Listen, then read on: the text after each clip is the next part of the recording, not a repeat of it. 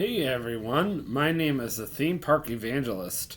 So, last week I officially ended my How I Met Katie YouTube series. It was a series that unfortunately took me over a year to go over.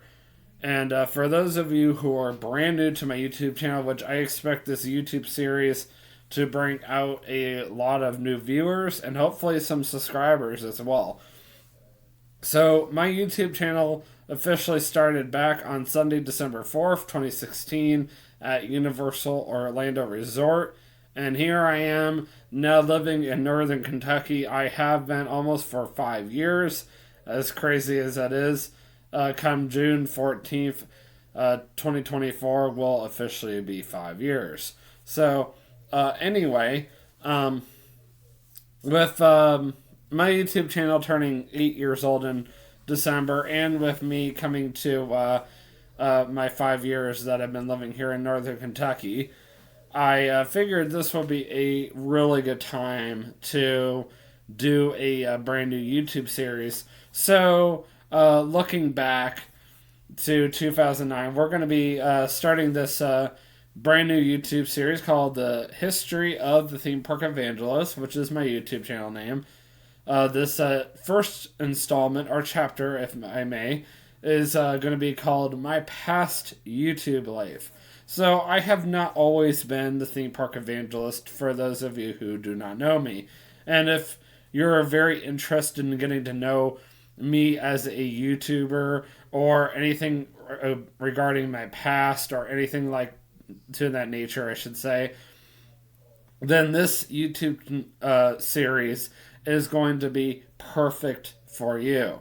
I do a lot of at-home vlogs, and unfortunately, the reason why I'm doing an at-home vlog today versus a Soak City vlog, for those of you who were expecting one, I don't know if you have noticed, but there is some severe weather, and if you don't believe me, I'm going to show you.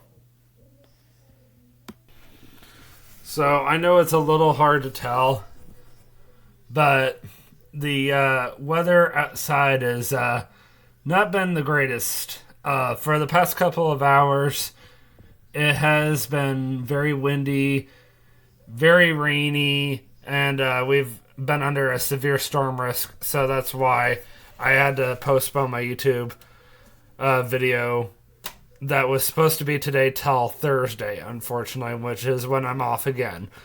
So I'm going to go ahead and pause this again so you guys can see me again. Come on, if I can do that. There it is. Alright, now I'm back again. So, anyway, without further ado, I'm going to go ahead and go back about 15 years. So, when I was first starting my YouTube channel career, which, ironically, if I look back at my phone, it should be May 30th, 2009, but I'm going to go back and check. So this is actually a really good time to start this brand new YouTube channel. I'm just, making sure. No, it was actually a little sooner than this. So I actually officially, and I was off by a year, but whatever. So it was actually May 21st, 2010, so it was actually still around late May, and it was in 2010, but still. I officially created my YouTube account, and when I first started, I came up with this idea of being called Dave the Rapper. Now, when I first started at the time, my handle was Mr. D Dunbar 4, and the reason why I came up with that original name is just because that was all I could think about at the time.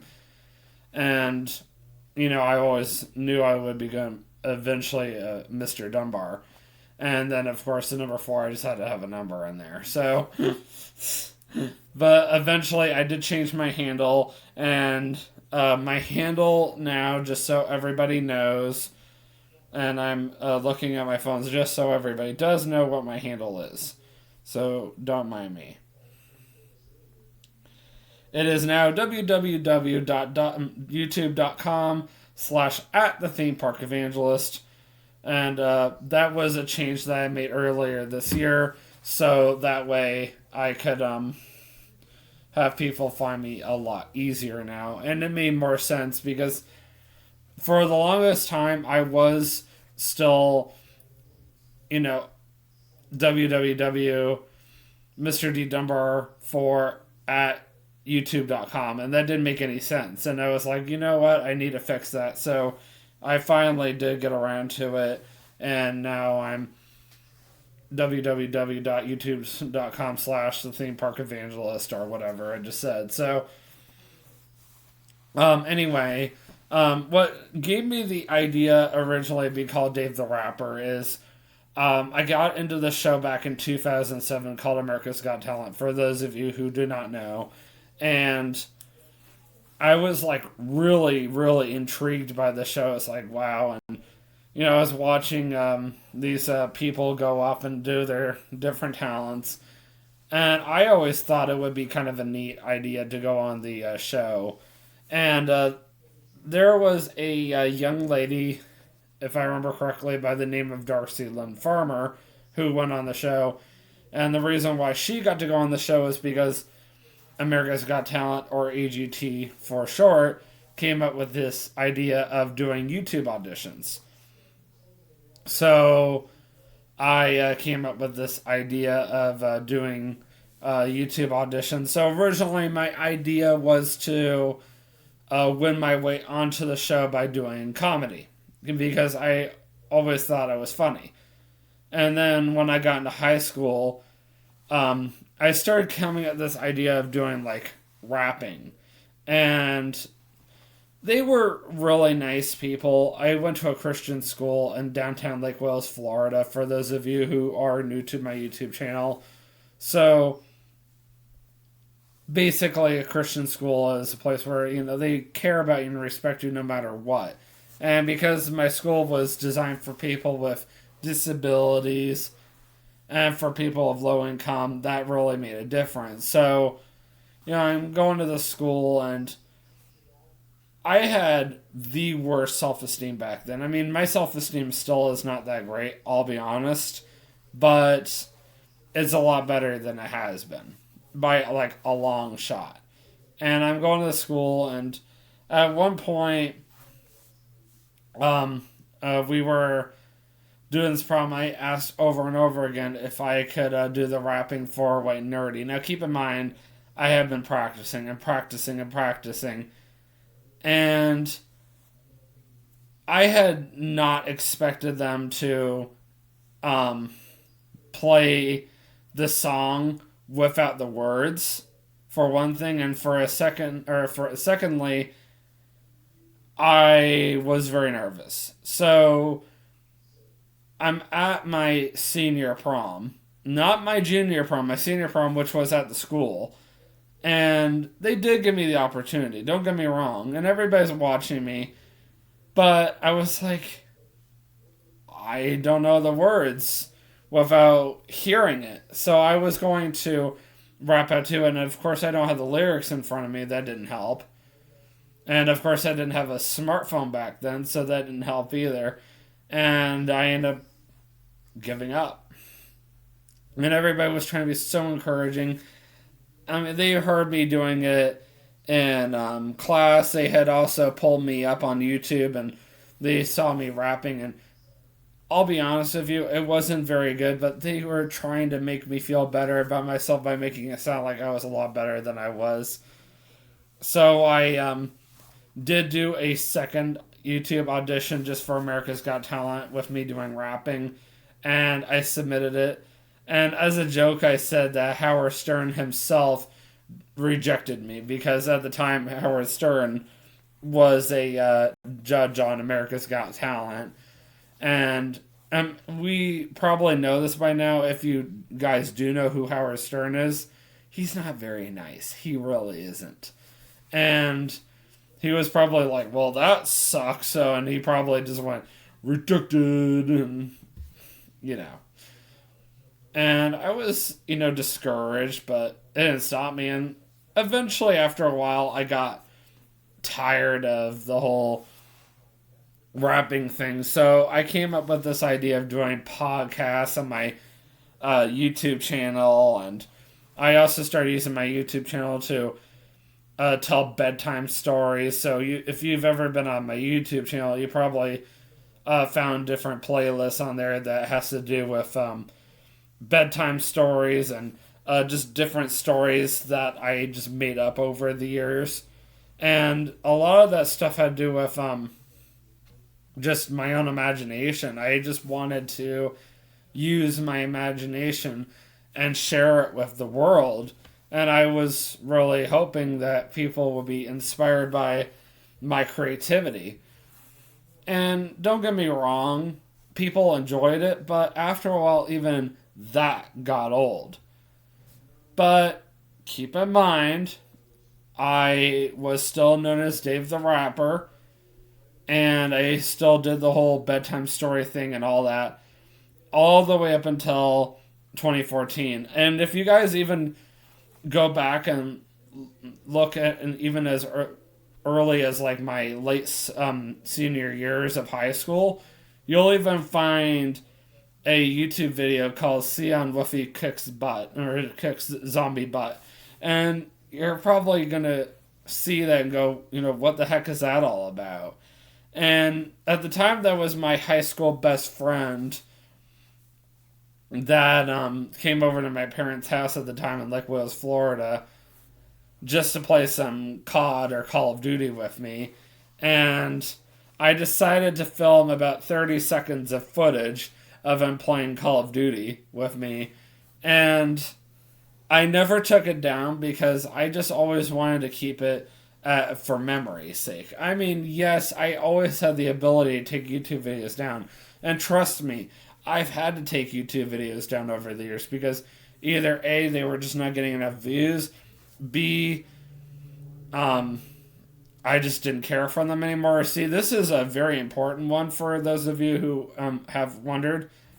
I've had people literally contact me because somehow they get a hold of me and basically threaten to do who knows what if that YouTube video did not get taken down. Like, I had done a YouTube video regarding my trip to Florida almost 2 years ago, as of September 2022, and I had mentioned a certain individual, and that person heard their name mentioned, and that's all I said was their name. And for whatever reason, my YouTube channel, I got all these spam comments and all that fun stuff afterwards. And I was just like, what? So I was forced to take the YouTube video down. I didn't have a choice. And, being a Christian YouTuber is not always easy. I get nasty comments all the time, and I don't always like it, but you know what? I move on. I delete the comment, and sometimes I have to go as far as banning the user from my YouTube channel, and I just move on. I do read every comment that gets left, whether it's positive or negative. Sometimes I don't always delete comments right away. Sometimes I go back and I delete old comments. Sometimes people subscribe to my YouTube channel and they start out really nice and then they turn mean and nasty later on down the road. And then sometimes I have family members that subscribe to my YouTube channel way later on down the road that weren't subscribed before. And now my fiance is subscribed to my YouTube channel and she wasn't before. But I'll tell you right now, my YouTube channel was not always very good. And when I first started my YouTube channel, I had only 25 to 30 subscribers. And you want to take a guess who they all were? High school classmates. That was it. I have 416 right now. 416. Here, I'll show you just to prove it to you. If you don't believe me. There are people that are probably thinking, yeah, alright, you don't have that many. But there you go. 416 subscribers. Now I've shown you. But I did not earn that number overnight. I did not earn that number until after I became the Theme Park Evangelist. And even then, it's taken 7.5 years. Almost 7.5 years just to get there. When I first became the Theme Park Evangelist, just skipping ahead a little bit, I was sitting right at 50 subscribers. 50. That was it. And I was discouraged. I never thought I would get anywhere. When I first got to 100, I was like... Every time I got to another big number, I was like, wow. I mean, right now, it seems like 500 is a long ways. But you know what? It's achievable. It might take me forever, but I can guarantee by the end of the year, I'll be at 500. No questions asked. I will definitely be at 500 come the end of December. There's no way that I'm not going to make it. Mark my words. But that's still 6 months away, give or take. So 6 to 7 months away. So I'm going to say 7 months. So, you know what? I got time.